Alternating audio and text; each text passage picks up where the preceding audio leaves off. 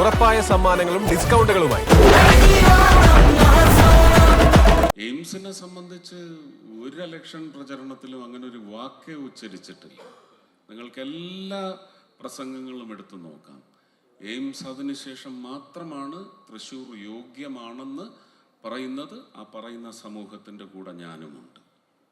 അതിനും കേരള സർക്കാർ വിചാരിച്ചാൽ മാത്രമേ അത് തൃശ്ശൂർ വരൂ. അതിന് വേണ്ടുന്ന സ്ഥലം ഇന്നും ഇപ്പോൾ എൻ്റെ ഫോണിലേക്ക് മറ്റത്തൂർ പഞ്ചായത്തിൽ ഏതാണ്ട് 400 ഏക്കർ കിടപ്പുണ്ട്, ലീസ് പീരിയഡ് കഴിഞ്ഞത്. നമുക്ക് ഉപയോഗശൂന്യം, ഉപയോഗപ്രദമല്ലാതെ എന്നൊരു വാക്ക് ഉപയോഗിച്ചുകൂടെങ്കിലും നമുക്ക് എടുക്കാൻ പറ്റുന്ന സ്ഥലം അല്ലാതെ തന്നെ മണ്ണുത്തിയിലുണ്ട്. അപ്പോൾ ഇങ്ങനെയുള്ള പോലീസ് അക്കാഡമിയിലുണ്ട്.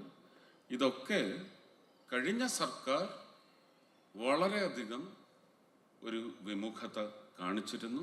അത് ഈ സർക്കാർ കാണിക്കാതിരിക്കട്ടെ. നമുക്ക് ഒത്തുചേർന്ന് കേന്ദ്ര സഹമന്ത്രിയും മേയറും ഇവിടുത്തെ MLA-മാരും 7 MLA-മാരും ചേർന്ന് ഒത്തുപിടിച്ചാൽ നിങ്ങൾ ആഗ്രഹിക്കുന്ന രൂപത്തിലേക്ക് ഇന്ന് ഈ വർണ്ണശബളമായ മുഹൂർത്തം സമ്മാനിച്ചതുപോലെ നിരവധി മുഹൂർത്തങ്ങൾ സമ്മാനിക്കാൻ സാധിക്കുമെന്ന് പറയുന്ന ആത്മവിശ്വാസത്തോടെ ഇതെല്ലാം നടക്കട്ടെ.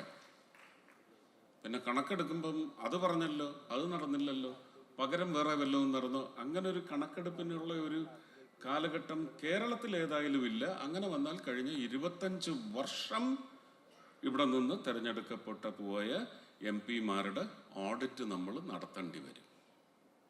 ഇത് രാഷ്ട്രീയമല്ല, ഞാൻ അഡ്മിനിസ്ട്രേഷൻ്റെ കാര്യം തന്നെയാണ് പറഞ്ഞത്. അപ്പോൾ ഇതെല്ലാം സംഭവിക്കട്ടെ. എല്ലാവർക്കും ഈ ഒരു സൗകര്യം എന്ന് പറയുന്നത് ഒരു കലാകാരൻ എന്ന നിലയ്ക്ക് ഞാൻ വിലയിരുത്തുകയാണെങ്കിൽ എനിക്ക് തോന്നുന്നില്ല എറണാകുളത്ത് പോലും ഇങ്ങനെ ഒരു, കൊച്ചിയിൽ ഇങ്ങനെ ഒരു വലിയ സൗകര്യമുണ്ടെന്ന് എനിക്ക് തോന്നുന്നില്ല. ശ്രീ രാജൻ പറയുമ്പോഴാണ് മനസ്സിലാക്കുന്നത് പോലീസ് അക്കാഡമിയിൽ ഇതിന് സമാനമായ സൗകര്യമുണ്ട്. പക്ഷേ സ്റ്റേജ് ഇതൊരു പെർഫോമേഴ്സ് സ്റ്റേജാണ്.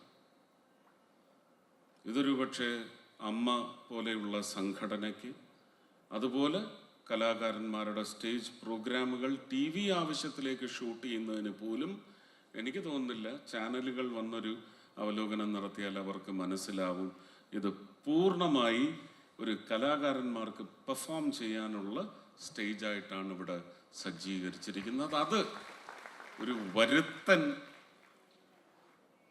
തെക്ക് നിന്ന് തൃശ്ശൂരേക്ക് വന്ന ഒരു വരുത്തൻ എന്ന നിലയ്ക്ക് നിങ്ങൾ തിരഞ്ഞെടുത്ത ഒരു വരുത്തൻ MP എന്ന നിലയ്ക്ക് എനിക്ക് അഭിമാനമാണ് സമ്മാനിക്കുന്നത്. അതിൻ്റെ ഉദ്ഘാടന കർമ്മം ചെയ്യുക എന്ന് പറയുന്നത് അമ്മയുടെ നിശ്ചയം മാത്രമാണ്.